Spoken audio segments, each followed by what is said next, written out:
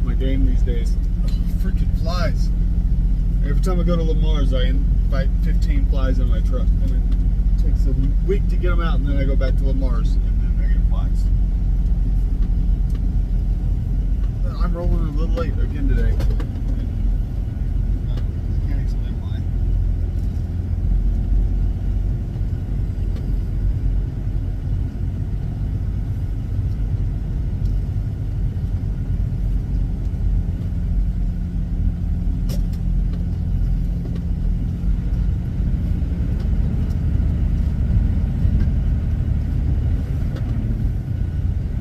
Also, basically zero chance of me getting this thing there before Tuesday evening, which is when it's supposed to deliver. But there was never going to be any chance of that. I just was kind of hoping. So I better just reset these miles now. So 2,100 miles is what I got for last week. Just kind of trash, but maybe this week will be better. Starting off with a 1,000-mile load, delivers Tuesday. So it ought to be pretty easy to give me some miles this week.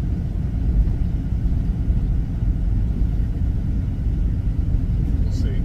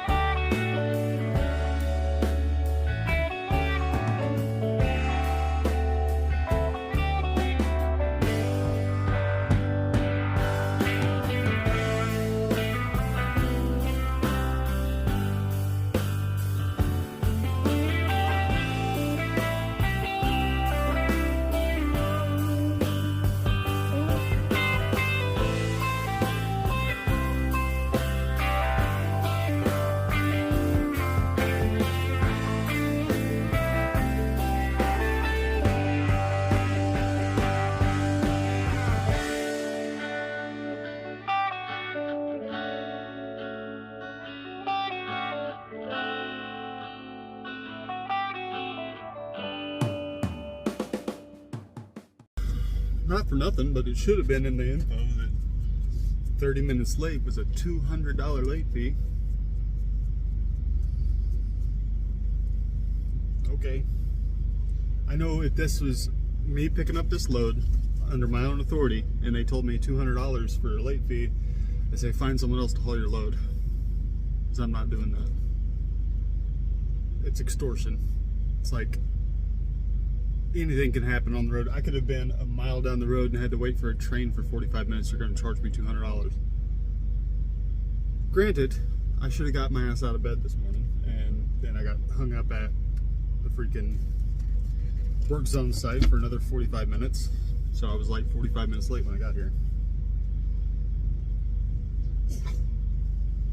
But $200 seems a little extreme, in my opinion. It's just my opinion. I'm not sure if they're going to take that out of my check or not. I mean, it was my fault I was late, so I don't know how they're going to handle that. We'll see. Freaking flies. Oh, I got one of them. There was two there.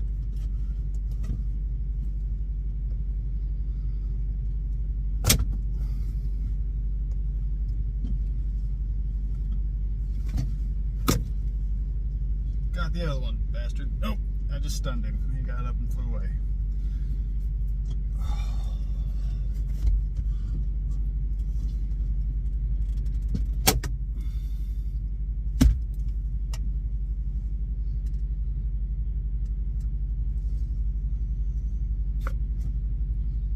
Did I get him off?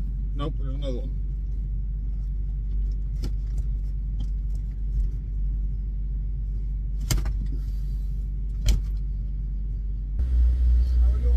Alright, how are you? Not too bad.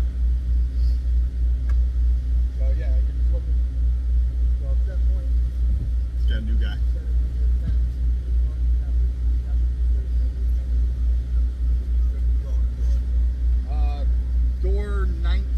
door 19, Alright. you can open right up. Alright, awesome. Alright. Thank you.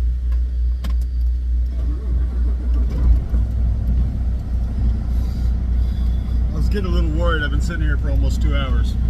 I was late, so they could call me at work and not get me done all day. I'm trying to leave the windows open, but the flies won't leave because it's colder outside than it is inside. They won't leave me alone. I need to get... Ooh, I caught that sucker. Aha. Never catch a fly. Oh, you went out and back in, you sucker. Out, out, out, out, out. Fly. Shoe fly. Shoe fly. Anyway. Door 19.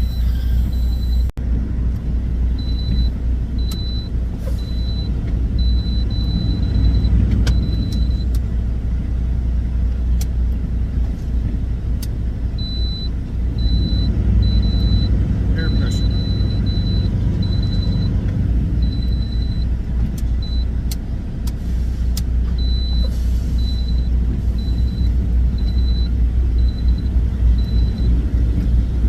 Flies.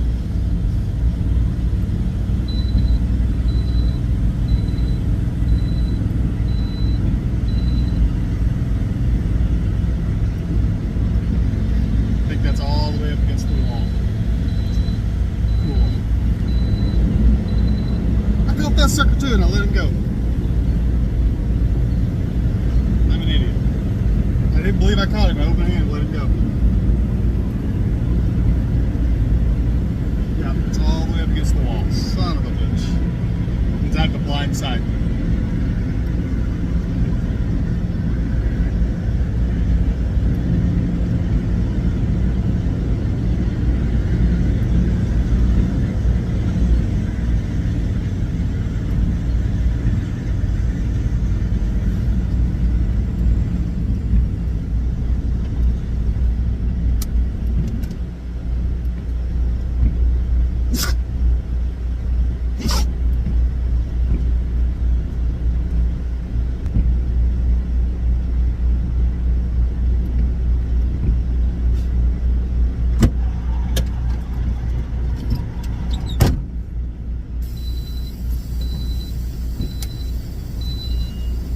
Down.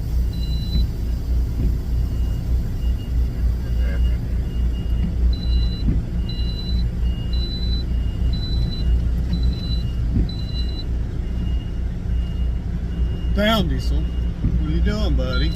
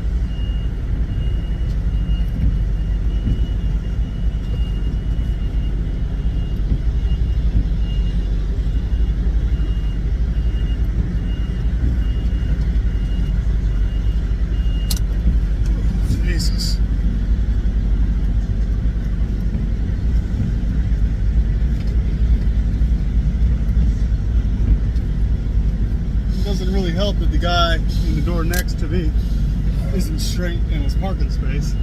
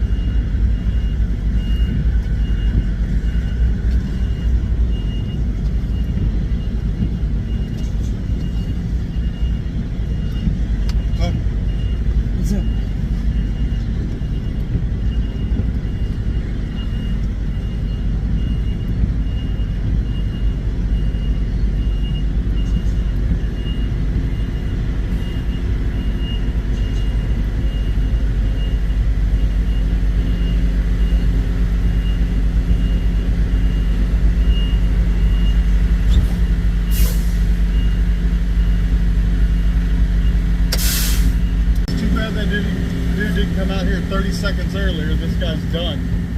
He could have moved out of the way and I wouldn't have had as much trouble getting in there. This truck, power steering isn't all that great. There's a lot of resistance, so you have to do a bunch of maneuvering. It give me a good upper body workout. Freaking muscles are burning now. It's got 13,000 pound axles on the front too. And that just might be part of it because I've never driven a truck with 13,000 pound axles on the front. Which is nice because it was always a pain in the ass trying to keep it under 12,000 pounds on the nose. That's always been a big problem. Like I've driven over 12,000 a lot because trying to balance it, especially on a truck with no moving fifth wheel. This fifth wheel moves, but I haven't ever had a reason to move it yet. I was thinking about moving it back a couple holes just so I get a little bit more turning radius out of it because it's close. It's pretty close up to the tractor, so I can't get like a full 90 degrees out of it without getting into it. But then again, it also helps with fuel economy, keeping it where it's at. You know, there's not as much of an air gap between the truck and the trailer. And they're a pain in the ass to move. So they don't like to slide, those fifth wheel slides. Anyway, good upper body workout.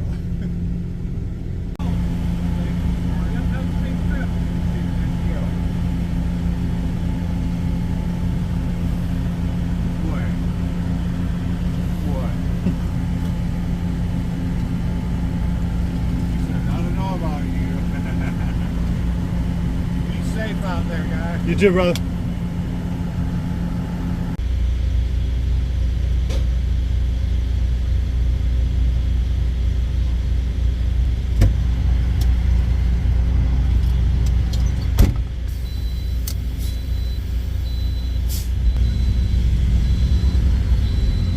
Around here, park over there in their waiting area. Go grab my bills.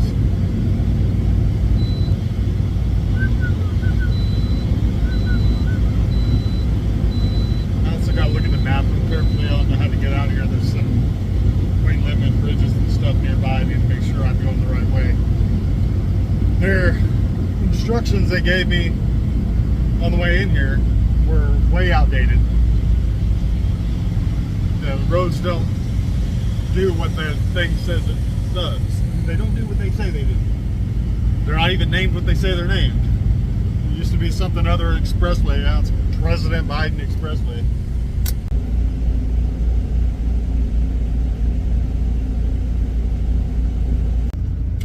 My tablet is just completely frozen up except for the navigation part, which I'm not going to follow. I'm going to try to follow the directions except for, best I can figure is that Birch Road used to be Matt's Road. M-A-T-T-E-S. I don't know how Matt's or Matt's. Mates? I don't know. But that's the only thing I can figure out.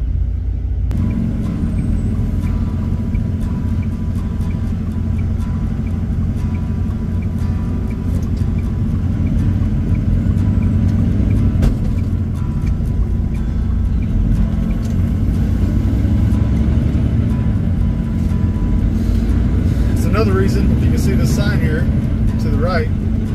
This is another reason I know I can't go straight, so Matt's Road isn't past that. But the directions say that this next right should be Mattes. I think it's Mattes or whatever, but it's not. It's Birch Road.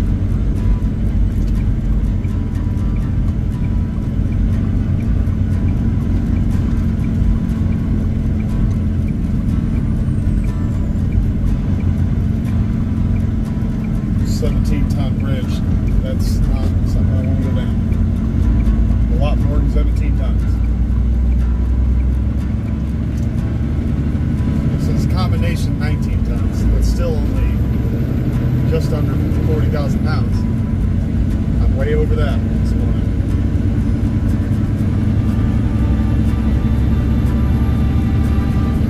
The direction says again to go right on Cedar. Then I should have a way to get back to 81.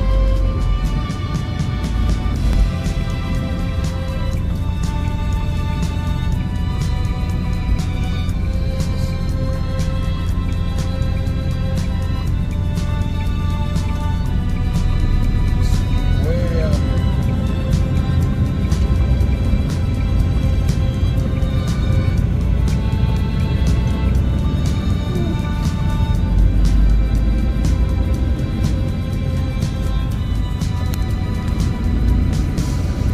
Really interesting how Pennsylvania builds everything on top of each other like this. Like every town I go through, everything's right on top of each other. These big 2-story houses, but they're right next, like right on top of one another. No yards whatsoever. Just keeps the mowing costs down, huh?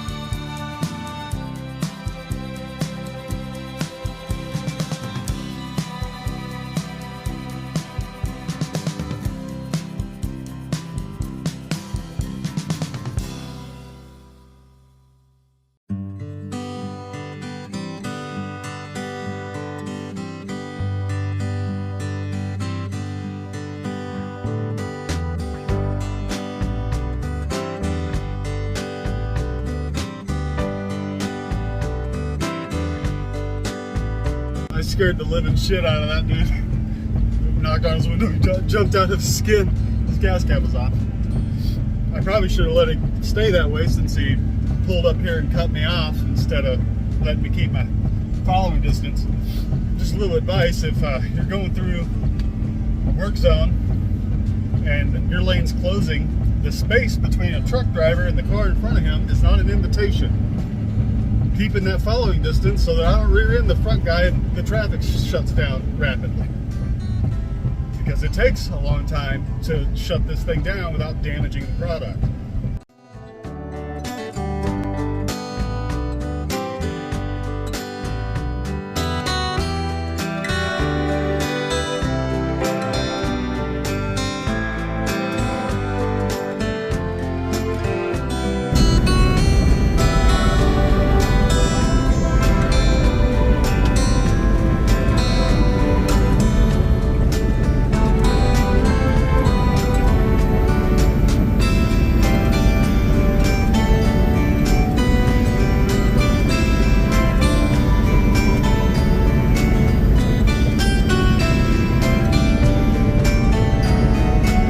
My plan a little bit. Why am I upside down?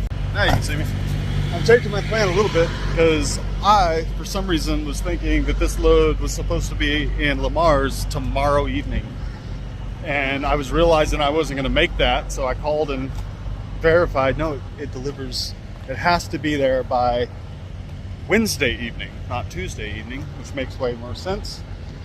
I could technically, if I started in Scranton, gotten it to Lamar's in 2 days. It's 1,200 miles. I can do more than 600 miles a day. I could have made that, but I didn't start in Scranton. And then that was going to make it a little more difficult. So now my plan is tomorrow do a big push in, because I'm about 1,000 miles out now. And as soon as I realized I didn't need to try to push my way into Indiana and try to park at 9, 10 o'clock tonight, started looking for parking. I was like, okay. So the right way to do this is I'll push out of here at 2 a.m. Central Time and get to Morris, Illinois, which is 613 miles from here, which is more than doable. If I feel like it, maybe I'll push it out to Ottawa or Utica or LaSalle, Illinois. Really, if I feel like it, I might even be able to push it to Davenport, but it just depends on how I feel tomorrow. But no less than Morris. And then I'll take a break, get up midnight the next night, or 2 a.m., something like that, do the final push into Mars. And I already told him I don't want to, I have to get new drive tires when I get back up there. I should have said something about it when the truck was in the shop. I kind of just forgot, because they're not below legal limit, but they're getting close. I'll show you when I get done here with the dog. I had a good view coming in, but I was on the phone with the wife. But down here on the ground, you can't see anything. Oh yeah, tire. She's getting a little low on tread there. These ones are a little better, but not much. So they'll at least put those 4. I can't see a mechanic that actually gives a shit about the stuff he's doing, putting 4 tires on one side, not on the other. Come on. Because the tread depth differences would be crazy. Let me check the other side here. Yeah, it would need all 6 of these. And the only reason this one is good is because both these tires have gone bad. Been replaced recently, so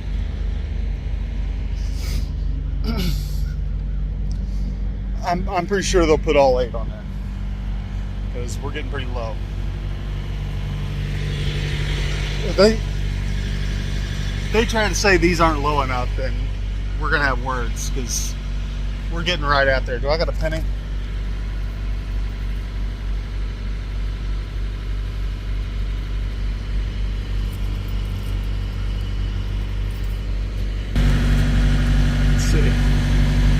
Yeah, that's pretty much right at the limit of where you want the tires to be.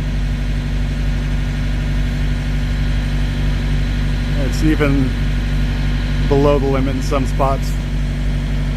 Yeah. Yeah, it's that way over here too, so. You can see, because these are fairly new. Yeah. Lincoln's head's gone.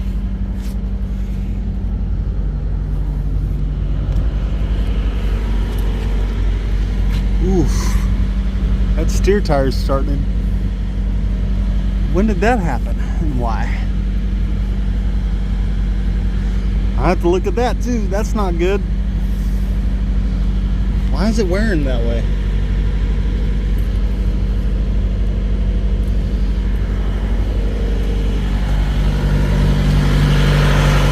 So this is a new drive tire. You know, you lose a whole penny in a new drive tire. That's probably got 5,000 miles on it or more too. Probably more than that. This thing closer to 10,000 miles on it.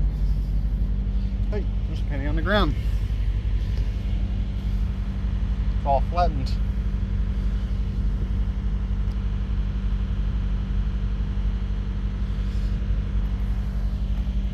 I grew up poor, so I never leave money on the ground. If I see money on the ground, I don't care if it's a penny or $100 bill, I'm gonna pick it up.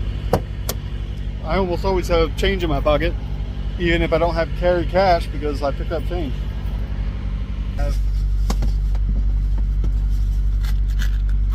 It's not mints, it was mints, but I put spare change. Yes. say we need to exercise. Let's wrestle.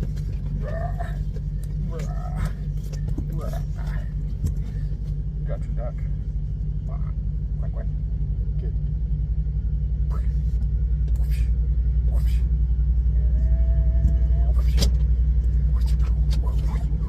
Oh, you got it. Catch it. Oh, you got a hitch.